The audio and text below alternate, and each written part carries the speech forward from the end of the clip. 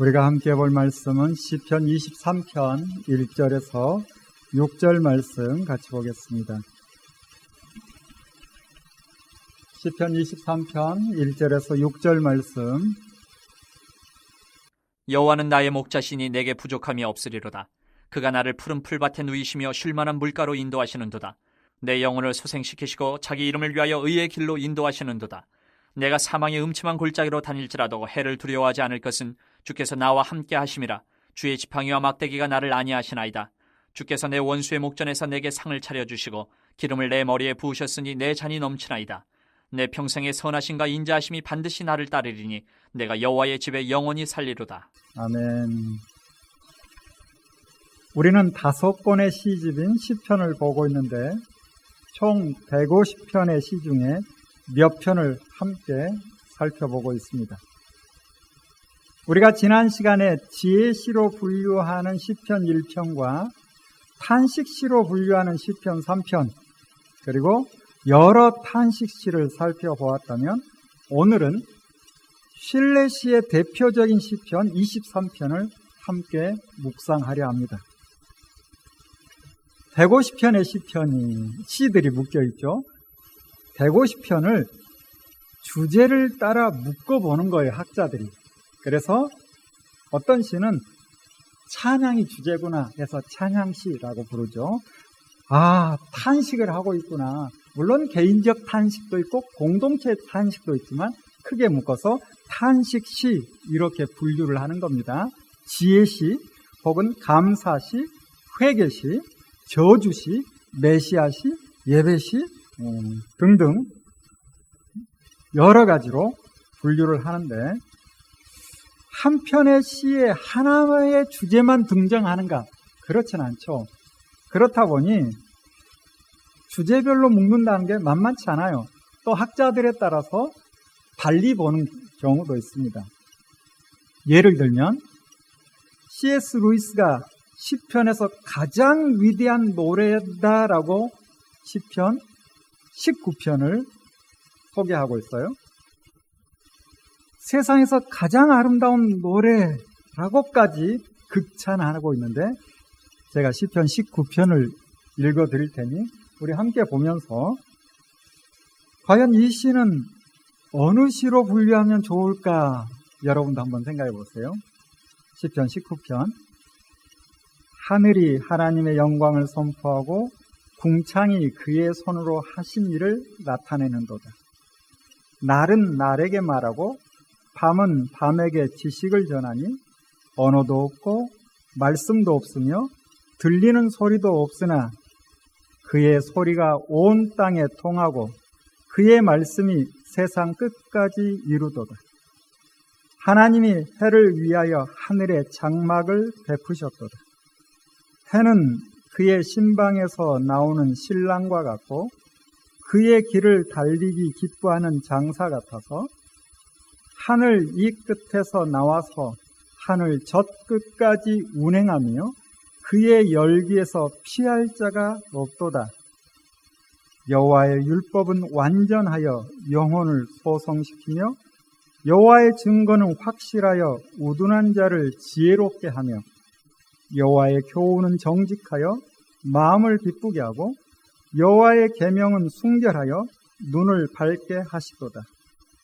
여호와를 경외하는 도는 정결하여 영원까지 이르고 여호와의 법도 진실하여 다 의로우니 금 곧 많은 순금보다 더 사모할 것이며 꿀과 송이꿀보다 더 달도다. 또 주의 종이 이것으로 경고를 받고 이것을 지킴으로 상이 크니이다. 자기 허물을 능히 깨달을 자 누구리요? 나를 숨은 허물에서 벗어나게 하소서. 또 주의 종에게 고의로 죄를 짓지 말게 하사 그 죄가 나를 주장하지 못하게 하소서. 그리하면 내가 정직하여 큰 죄가에서 벗어나겠나이다. 나의 반석이시여 나의 구속자이신 여호와여 내 입의 말과 마음의 묵상이 주님 앞에 연락되기를 원하나이다. 시편 19편. 여러분은 이 시편을 찬양시라고 부를래요? 탄식시인가요? 지혜시인가요? 감사시인가요? 회개시? 저주시는 아니죠. 메시아시? 혹은 기도시? 어떤 시로 봐야 할까?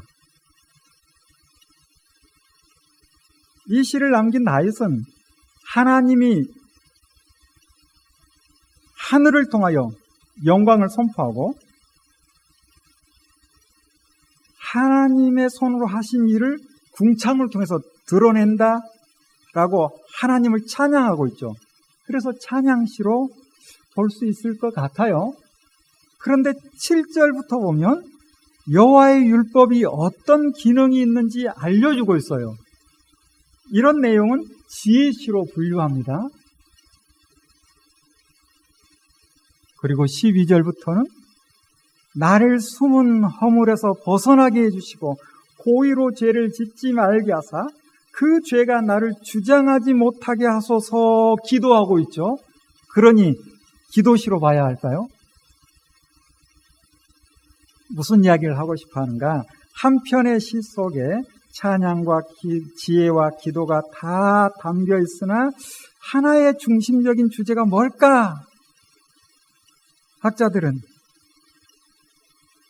이 시를 통해서 자기가 생각하는 중심적인 주제가 이것이다 라고 분류하는 거예요. 그런데 모든 학자들의 마음이 똑같지는 않죠. 그러다 보니 사람마다 분류하는 기준이 조금씩 다를 수 있다. 한 편 더 볼까요? 우리가 시편 150편을 다 봐야 되는데 그렇게 보지 못하다 보니 추려서 좀 보고 있는 겁니다. 시편 42편을 같이 한번 찾아봅시다. 시편 42편. 하나님이여 사슴이 시냇물을 찾기에 갈급함같이 내 영혼이 주를 찾기에 갈급하니이다. 내 영혼이 하나님 곧 살아계시는 하나님을 갈망하나니 내가 어느 때에 나아가서 하나님의 얼굴을 배울까? 사람들이 종일 내게 하는 말이 내 하나님이 어디 있느뇨 하오니 내 눈물이 주야로 내 음식이 되었도다. 내가 전에 성의를 지키는 무리와 동행하여 기쁨과 감사의 소리를 내며 그들을 하나님의 집으로 인도하였더니 이제 이 일을 기억하고 내 마음이 상하는도다. 내 영혼아 내가 어찌하여 낙심하며 어찌하여 내 속에서 불안해하는가? 너는 하나님께 소망을 두라. 그가 나타나 도우심으로 말미암아 내가 여전히 찬송하리로다. 내 하나님이여 내 영혼이 내 속에서 낙심이 되므로 내가 요단 땅과 헤르몬과 미살 산에서 주를 기억하였나이다. 주의 폭포 소리에 깊은 바다가 서로 부르며 주의 모든 파도와 물결이 나를 휩쓸었나이다. 낮에는 여호와께서 그의 인자하심을 베푸시고 밤에는 그의 찬송이 내게 있어 생명의 하나님께 기도하리로다. 내 반석이신 하나님께 말하기를 어찌하여 나를 잊으셨나이까? 내가 어찌하여 원수의 압제로 말미암아 슬프게 다니나이까 하리로다. 내 뼈를 찌르는 칼같이 내 대적이 나를 비방하여 늘 내게 말하기를 내 하나님이 어디 있느냐 하도다. 내 영혼아 내가 어찌하여 낙심하며 어찌하여 내 속에서 불안해하는가? 너는 하나님께 소망을 두라. 나는 그가 나타나 도우심으로 말미암아 내 하나님을 여전히 찬송하리로다. 자, 이 시는 어떻게 분류하고 싶어요? 찬송이라는 단어가 여러 번 나오고 있으니 찬송시로 봐야 될까요? 찬양시? 혹은 기도라는 단어가 나오고 있으니 기도로 봐야 할까요? 그렇지만 이 시의 전체적인 분위기는 갈급, 갈망, 눈물, 상함, 낙심, 불안, 압제, 슬픔 등 탄식이 가득하게 탄식시로 분류하는 것이죠. 그렇다 해서 탄식만 하고 끝나진 않아요. 대부분의 탄식시가 하나님 앞에 자신의 상한 마음을 그대로 드러내지만 결국 소망은 누구에게 있다? 하나님께 있다라고 노래하는 거죠. 이제 오늘 우리가 보려는 시편 23편. 이 23편은 신뢰시라고 분류를 합니다. 그렇지만 이미 19편이나 또 다른 시도 봤듯이 하나의 주제만 끄집어내기는 만만치 않죠. 그래서 시편 23편을 감사시 혹은 지혜시로 보는 학자들도 있어요. 시편 23편, 사람들에게 가장 사랑받는 시편.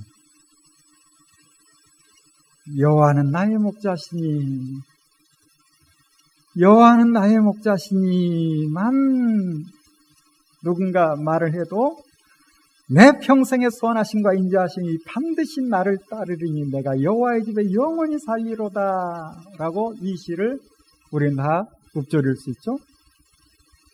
우리 다시 한번 한 목소리로 나지막하게 묵상해 봅시다. 1절부터 6절까지 시작.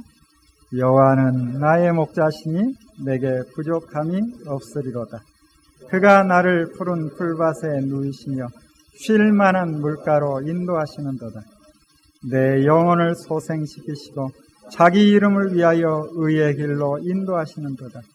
내가 사망의 음침한 골짜기로 다닐지라도 해를 두려워하지 않을 것은 주께서 나와 함께 하심이라. 주의 지팡이와 막대기가 나를 안위하시나이다. 주께서 내 원수의 목전에서 내게 상을 차려주시고 기름을 내 머리에 부으셨으니 내 잔이 넘치나이다. 내 평생의 선하심과 인자하심이 반드시 나를 따르리니 내가 여호와의 집에 영원히 살리로다. 아멘. 이 시편은 매우 어려운 상황에 처한 성도들을 위로하는데 가장 많이 인용되기도 하죠. 그래서 어떤 학자는 시편의 나이팅게일 이렇게 부르기도 합니다. 이 시가 얼마나 사랑받는지 곡을 만들 수 있는 분들은 이 시편 23편에 가사를 붙여 수많은 찬양을 만들어내죠. 여호와는 나의 목자시니 하면 여러분도 자연스럽게 생각나는 곡조들이 있을 겁니다.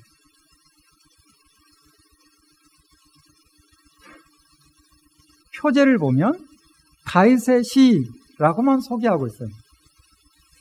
과연 다윗이 어떤 상황에 이 시를 노래했을까? 아마도 다윗은 수시로 여호와는 나의 목자이십니다 라고 고백했을 것 같아요. 여호와는 나의 목자입니다. 여기서 끝나지 않아요. 여호와는 나의 목자시니 내게 부족함이 없으리로다 노래했을 거예요. 실제 목자는 누구예요? 다윗이죠. 그가 양을 치는 사람이었죠. 그가 목자였어요. 자신이 목자였으면서 다윗은 나의 목자는 여호와입니다 라고 노래하는 거예요. 나의 목자는 여호와이신데 여호와께서 나의 목자가 되시니 나에게는 부족함이 없습니다 라고 고백하는 거예요. 여호와를 목자로 불렀던 다윗의 노래처럼 약 1000년 후 우리 주님 예수 그리스도께서 이 땅에 오셔서 요한복음 10장에 나는 선한 목자라라고 자신을 소개하시죠. 나는 선한 목자라. 내가 내 양을 알고 양도 나를 아는 것이 아버지께서 나를 아시고 내가 아버지를 아는 것 같으니 나는 양을 위하여 목숨을 버리노라 말씀합니다. 주님께서 유일한 목자시며 선한 목자시죠. 양의 주인이 목자예요. 그리고 주님께서는 나는 양을 위하여 목숨을 버리노라 라고 말씀합니다. 여러분, 세상에 어떤 목자가 양을 위해 목숨을 버릴 수 있을까요? 오직 성자 하나님이신 예수 그리스도만 가능한 일입니다. 간혹 목회자를 통해 선한 목자의 이미지를 찾으려 하지만 기대하지 마세요. 선한 목자는 오직 주님 한 분입니다. 요한복음 21장에 부활하신 주님께서 베드로에게 3번의 질문을 하시고 내 어린 양을 먹이라, 내 양을 치라, 내 양을 먹이라 사명을 주시죠.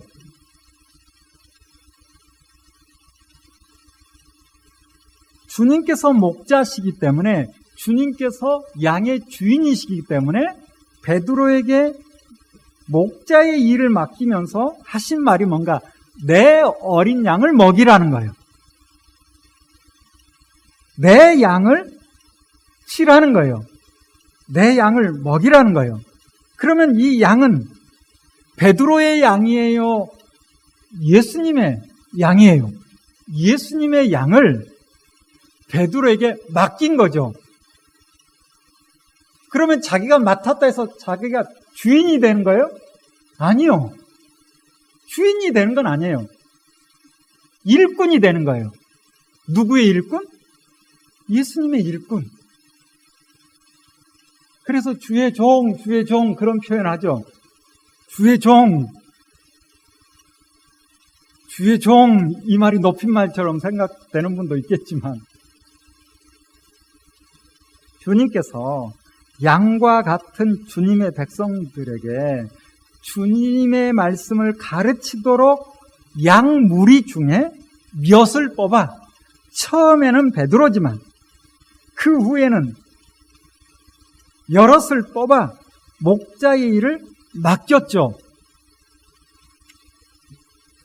그들을 목회자라고 부르는 겁니다.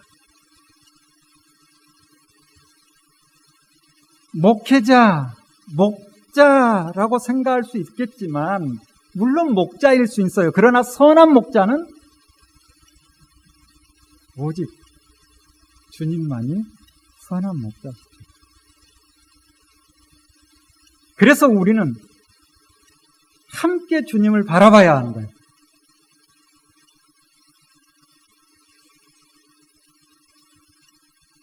저는 선한 목자에 대한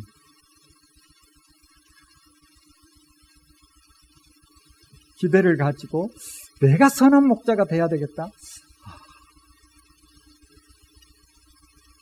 목회를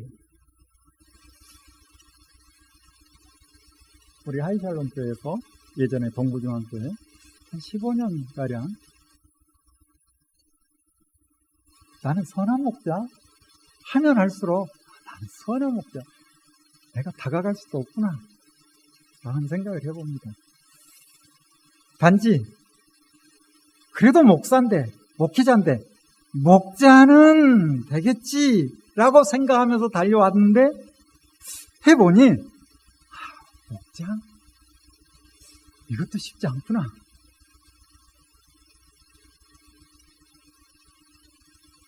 솔직한 고백은 주님께 고용된 일꾼. 이것도 사실은 만만치 않은 일입니다. 주님께 고용된 일꾼.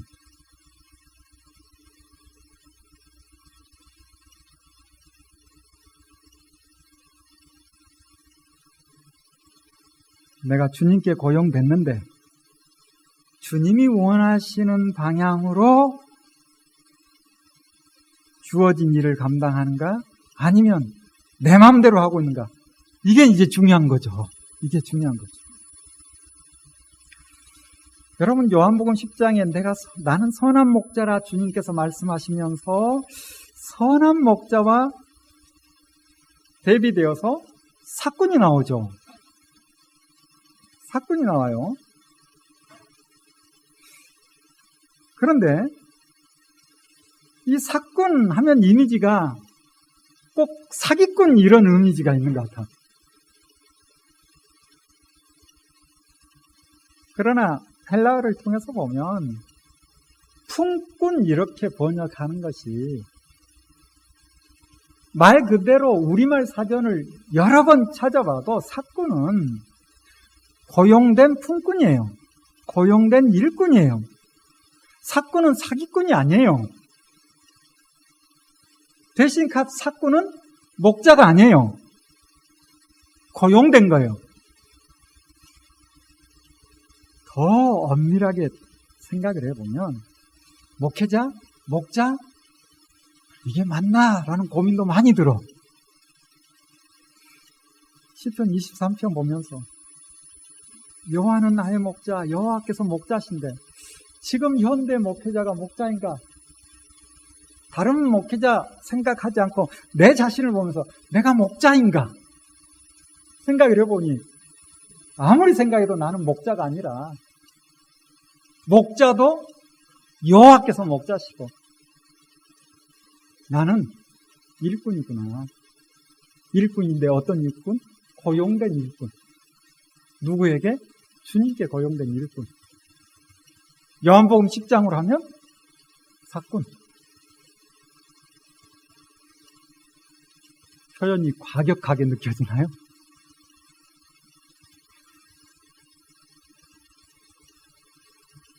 선한 목자는 주님 한 분이시고 목회자는 고용된 일꾼인데 주님께 고용된 일꾼은 주님처럼 목자의 사명을 감당하려고 일을 쓸 겁니다. 다윗, 그는 여호와를 나의 목자라고 불렀어요. 어찌 보면 다윗처럼 목자의 삶을 산 사람도 많지 않은 것 같아요. 그는 주님이 말씀하신 것처럼 이리가 오는 것을 보고 양을 버리고 달아나지 않았고 양을 위하여 목숨을 버릴 수 있는 사람이 다윗이 아니었는가 생각을 해봅니다. 이 부분에서 저는 또 많은 고민을 하고 있어요. 여전히. 과연 나는 목숨을 버릴 만큼 주님께서 맡겨준 주의 백성들을 사랑하고 돌보고 있는가? 생각할수록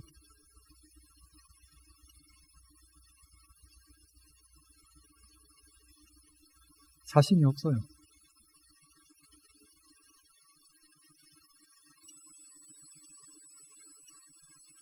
사무엘상 17장에 다윗은 사울 왕 앞에서 자신이 했던 일을 말하죠. 뭐라고 이야기합니까? 내가 아버지의 양을 지킬 때 사자나 곰이 와서 양떼에서 새끼를 물어가면 따라가서 그것을 치고 그 입에서 새끼를 건져넣었다라고 말합니다.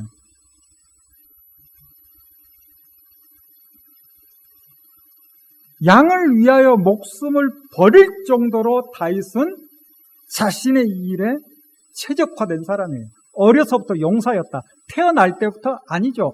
훈련된 거지. 그런 다윗을 보고 계신 하나님께서 다윗에게 하나님의 양떼 이스라엘을 맡기시고 다윗은 선한 목자이신 주님을 닮은 목자였습니다. 목자였던 다윗이 여호와를 목자로 섬기며 주님께서 나의 목자 되시니 나에게는 부족함이 없습니다. 기대하며 노래하는 거죠. 여기서 우리는 또 한 번 생각해 봐요. 과연 다윗이 그렇게 몸부림쳤고 다윗은 여호와를 목자로 생각하며 섬겼는데 정말 다윗의 삶에 부족함이 없었을까요? 항상 푸른 풀밭 쉴 만한 물가로 다녔나요? 여러분, 다윗의 어린 시절이 어땠을 것 같아요? 우리 사무엘서를 통해서 봤죠.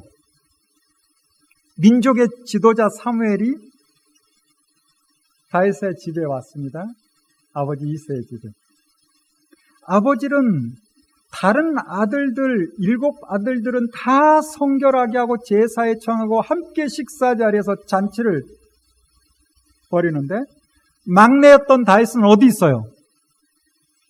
그 자리에 함께 하지 못하고 양을 지키고 있었잖아요. 다윗의 어린 시절을 또 하나 생각해 볼 수 있는 게 큰형 엘리압이 이 다윗을 뭐라고 표현하는가? 교만하고 완악하다라고 핀잔을 줍니다. 성경에 그런 내용이 있나 싶어요? 사무엘서를 다시 읽어보세요. 사울 왕 앞에서 다윗이 자신이 어떤 삶을 살았는지 이야기할 때 형이 그 자리에서 저 막내 다윗 저 녀석 교만하고 완악하여서 왕 앞에서 이런 소리를 하다니 하고 핀잔을 주죠.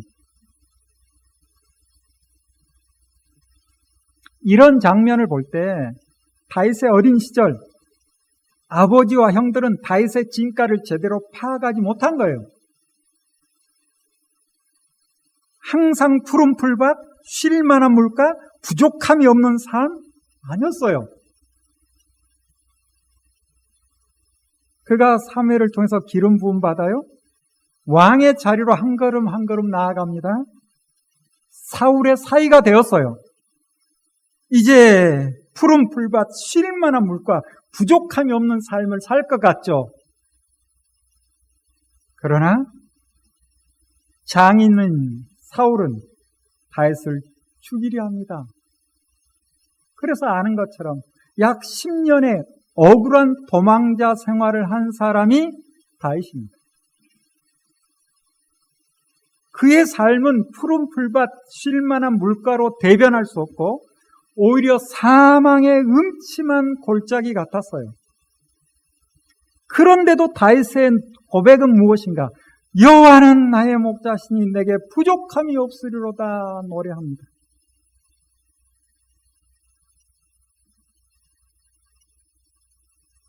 내가 사망의 음침한 골짜기로 다닐지라도 해를 두려워하지 않을 것은 주께서 나와 함께 하심이라 외칩니다. 억울하고 속상하지만 애매하게 고난당하며 자신을 죽이려는 자들이 진치고 있으나 그의 고백은 뭡니까? 주님께서는 내 원수들이 보는 앞에서 내게 잔치상을 차려주실 것을 믿습니다 고백하는 거예요. 그 자리에서 내 머리에 기름을 부으셔서 나를 귀한 손님으로 맞아주실 것을 믿습니다. 사망의 음침한 골짜기로 다닐지라도 내 잔이 넘치나이다 노래합니다. 다윗이 여러 시를 통해 하나님을 신뢰하는 모습을 보이는데 시편 18편 1절 2절에 나의 힘이신 여호와여 내가 주를 사랑하나이다.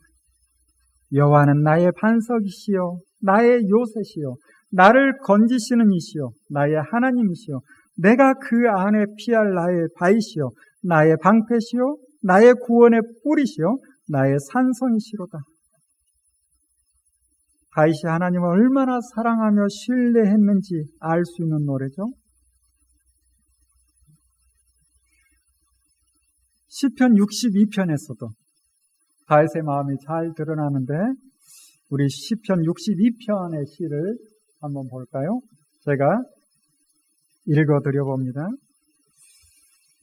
나의 영혼이 잠잠히 하나님만 바라며 나의 구원이 그에게서 나오는도다. 오직 그만이 나의 반석이시오 나의 구원이시오 나의 요새이시니 내가 크게 흔들리지 아니하리로다. 넘어지는 담과 흔들리는 울타리같이 사람을 죽이려고 너희가 일제히 공격하기를 언제까지 하려느냐. 그들이 그를 그의 높은 자리에서 떨어뜨리기만 꾀하고 거짓을 즐기하니 입으로는 축복이요 속으로는 저주로다. 나의 영혼아 잠잠히 하나님만 바라라. 무릇 나의 소망이 그로부터 나오는도다. 오직 그만이 나의 반석이시요 나의 구원이시요 나의 요새이시니 내가 흔들리지 아니하로다. 나의 구원과 영광이 하나님께 있으니 내 힘의 반석과 피난처도 하나님께 있도다. 백성들아 시시로 그를 의지하고 그의 앞에 마음을 토하라. 하나님은 우리의 피난처시로다.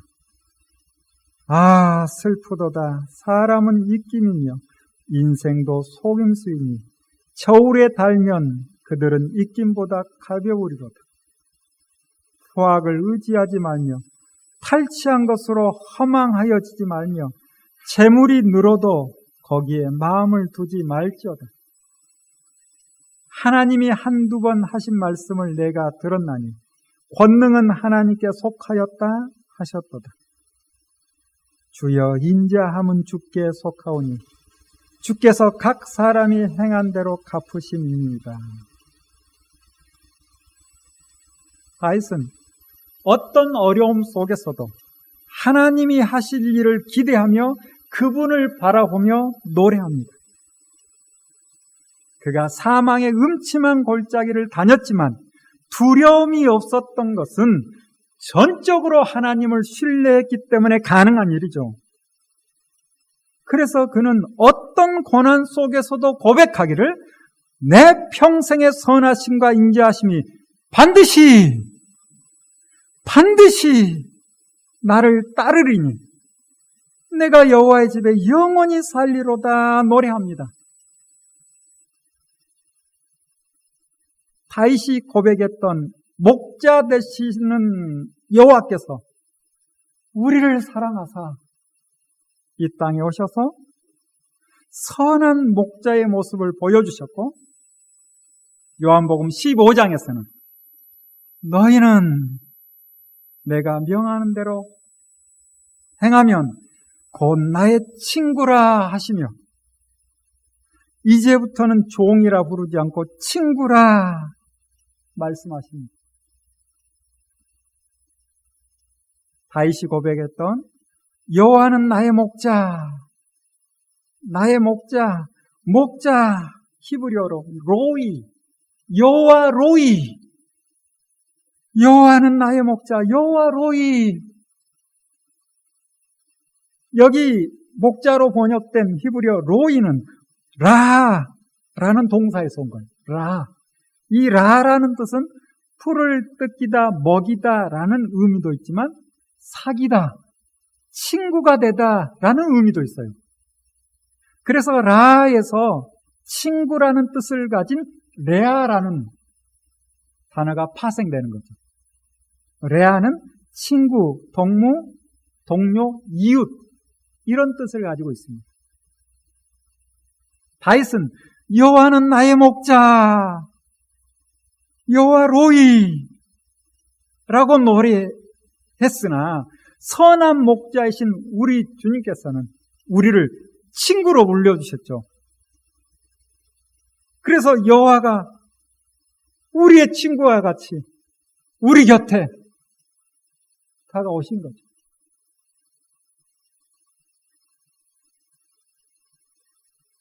사랑하는 여러분, 믿음의 선배들의 삶을 들여다보면 누구 하나 푸른 풀밭 쉴만한 물가에서만 거하지 않았어요. 오히려 사망의 음침한 골짜기를 걸었던 사람들이 훨씬 많습니다. 믿음의 조상 아브라함도 바랄 수 없는 것을 바라며 살아야 되는, 어찌 보면 사망의 음침한 골짜기 같은 삶을 살았고, 이스라엘의 지도자 모세도 거친 광야에서 헉헉대며 살았으며, 하나님의 마음에 합한 다윗, 수많은 절망 가운데 정말 사망의 음침한 골짜기를 헤맨 사람이 다윗이죠. 이 모두가 여전히 부족하지만 부족함이 없음을 노래하는 거예요. 빈 잔을 들고서 내 잔이 넘치나이다 외칩니다. 고통을 참으며 입술을 깨물고 눈물을 닦으며 반드시 주님의 선하심과 인자하심이 나를 인도할 것이다 기대하는 거죠. 그들은 과거에 하나님이 주신 은혜를 기억해요. 현재 죽음의 골짜기에서 기도합니다. 미래의 주님의 선하심과 인자하심을 기대하는 거예요. 사랑하는 여러분, 우리도 같은 마음 아닌가요? 우리가 주님 안에 거하기에 우리도 믿음으로 노래할 수 있습니다. 비어있는 잔이라 할지라도 내 잔이 넘치나이다. 내 잔이 넘치나이다. 이 고백 가운데 우리가 함께 살아갈 수 있기를 바랍니다. 기도하겠습니다.